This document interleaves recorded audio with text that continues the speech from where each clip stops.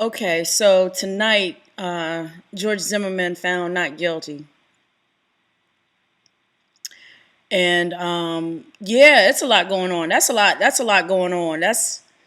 Um, there's a huge reaction to this, and I think in general, people are hurt. I think people who are responding in what seems like shock are hurt, and there's some people that are, a couple of people asked me, why, Teresa, why are you so surprised, or and I'm like, I don't know if I'm surprised as much as it's just hurtful. Like, it just hurts that this is justice. This is, by somebody's account, this is justice. This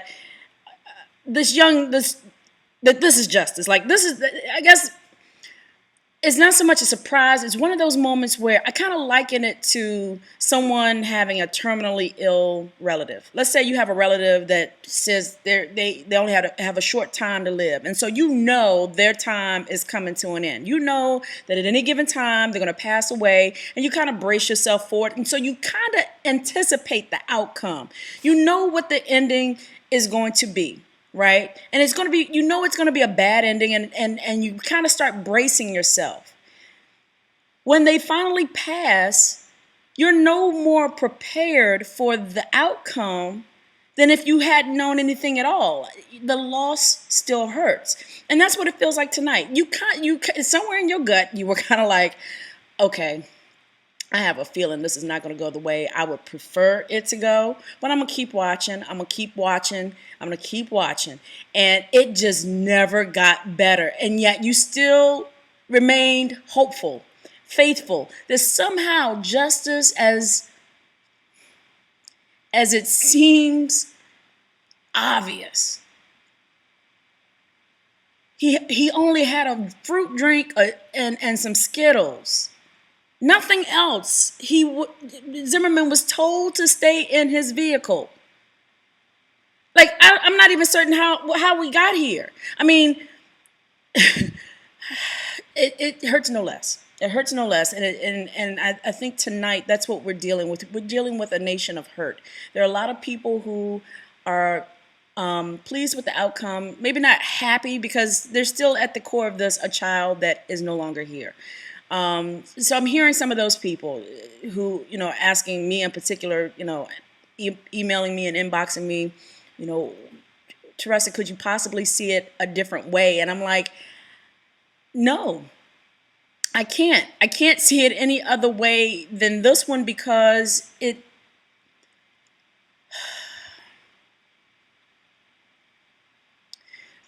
me just say this. This is why I can't see it any other way than what it is in terms of the American justice system. And I've written a little bit about this, but I'm going to actually articulate it and so you hear my voice when I say this, because this is what I truly believe about the American criminal justice system. I think the process is perfect.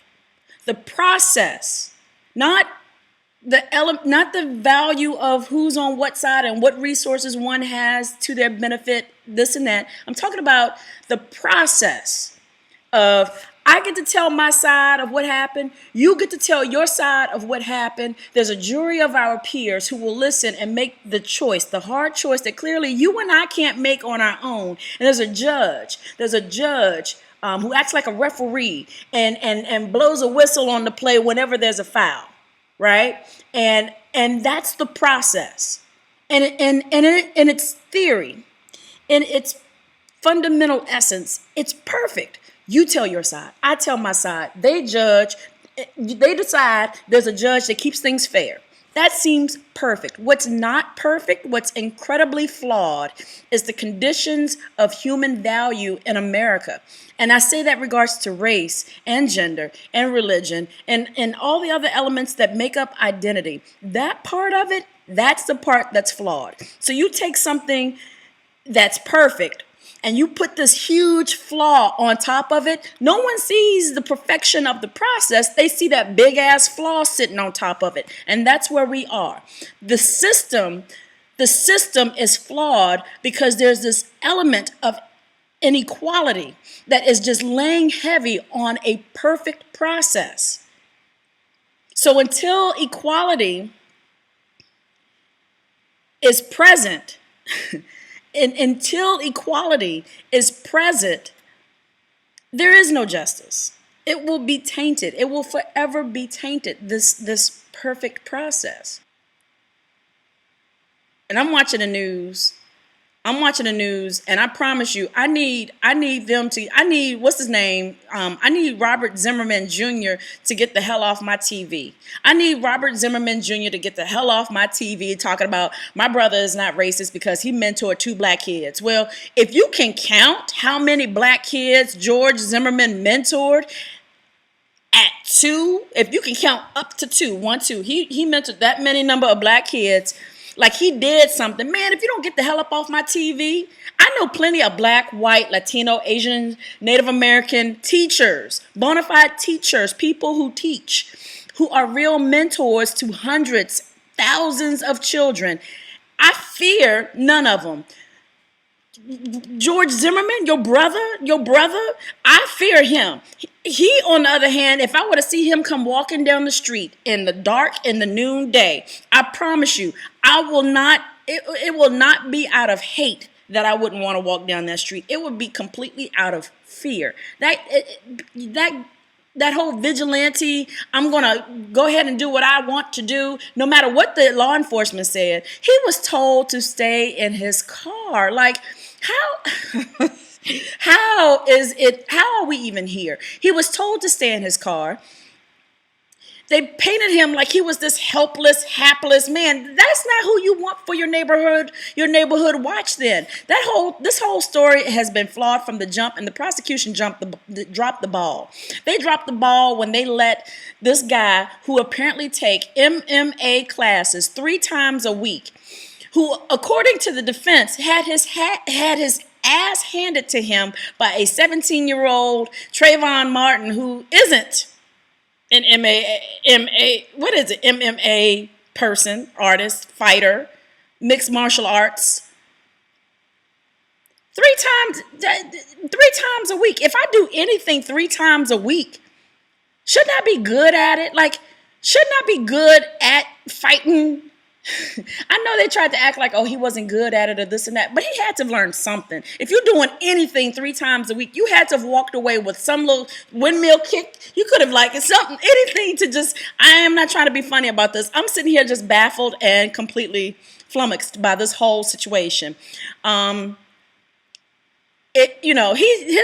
I'm gonna need Robert Zimmerman to get the hell up off my TV talking about my brother mentored 2 black kids like he did something. If he mentored 2 black kids, hell, he shot 50% of them.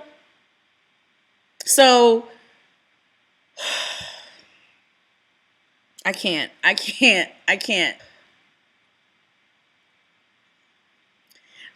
Okay. This is what I want to say about tonight, and then I'm going to leave it alone because I'm not even going to watch no more of this. I'm going to watch something else. I think I'm going to have to watch Breaking Bad or go back to what else is on. I don't even know what I would even want to. I'm going to turn it off and put on some Pandora or something. I have to listen to music. I have to listen to some Stevie Wonder. Stevie Wonder would be perfect for a night like tonight. Love is in need of love today. I can't.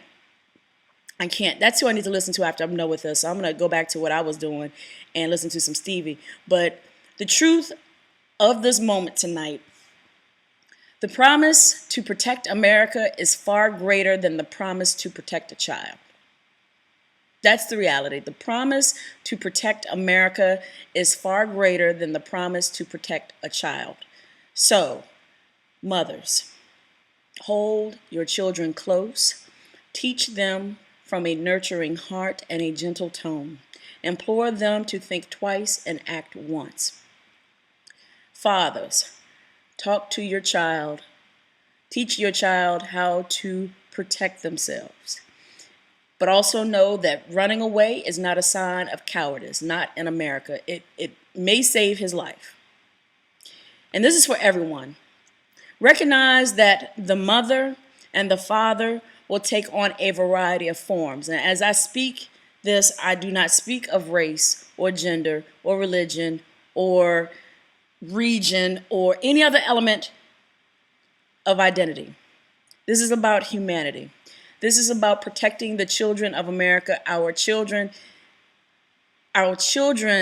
is the promise of America. A child is not prey. A child is not to be shot. A child is not to be molested. A child is not to be caged and locked away. And what we have learned tonight, as we have endured since the beginning of all the days here in America, the value of a child's life is second to a man's right to carry a weapon and to kill with that weapon. That is not justice. That is insanity. We've done this already. We've done this countless of times, and it is still the same. The result is still the same. So look, the promise to protect America, as what we're learning, the promise to protect America is far greater than the promise to protect a child. Trayvon, young man, thank you, and rest well.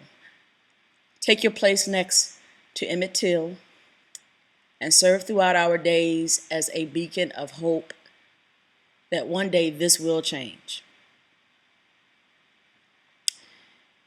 Emmett Till, young man, thank you, and continue your rest.